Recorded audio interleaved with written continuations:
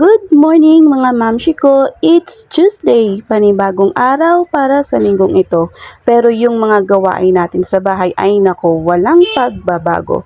Paulit-ulit na lang, maglilinis ng bahay, magluluto, maglalaba, at kung ano-ano pang mga gawain na pwede nating gawin para lang maging maayos at mapanatiling malinis ang ating mga bahay. Tama ba ako mga mamshi ko?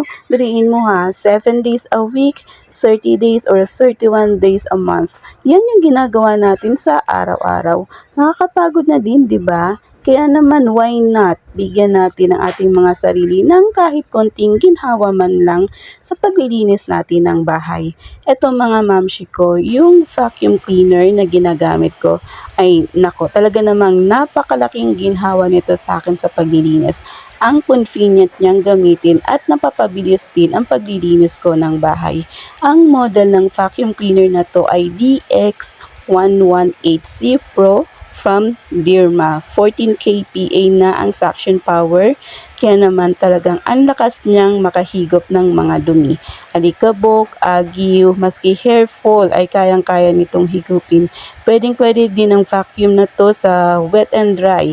May kasama na din itong dalawang extra nozzle once na mag-order kayo at kasama sa package na pwedeng-pwede ring magamit sa mga ibang parte ng bahay kagaya ng sa mga sulok-sulok, sa mga sulok ng window, ng pinto, o kahit sa mga sofa, bed, unan, ay pwedeng-pwede nyong magamit ang vacuum cleaner na to. Kahit na sa mga sasakyan, sa mga bandang ilalim, sa upuan ng inyong sasakyan, ay magagamit nyo din ito na panglinis. Gamit yung dalawang extra nozzle. Flat nozzle yon, tsaka isang brush nozzle. Yes, mga mamshi ko, deserve natin ang mga ganitong gamit sa bahay.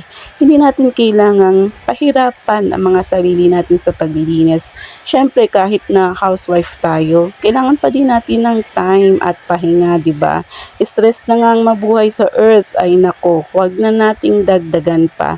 At isa pa, I recommend this product, especially sa mga working mom dyan na wala na ding time na maglinis ng bahay kasi syempre pagod na, at kapag rest day naman, syempre mas gusto natin na magpahinga at makabawi man lang sa isang linggong pagtatrabaho.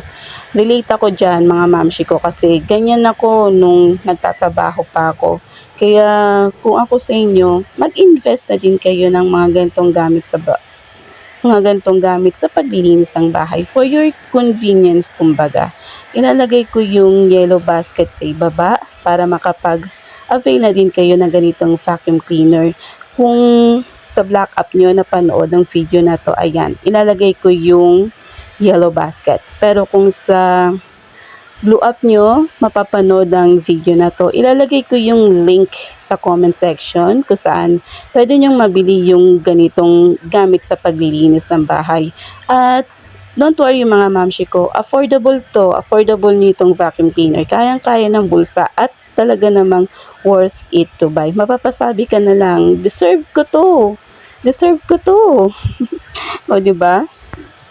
Kaya ano pang hinihintay nyo mga mamshi ko, wag nang magpatumpik-tumpik pa. I-check out nyo na yan habang nakasale pa.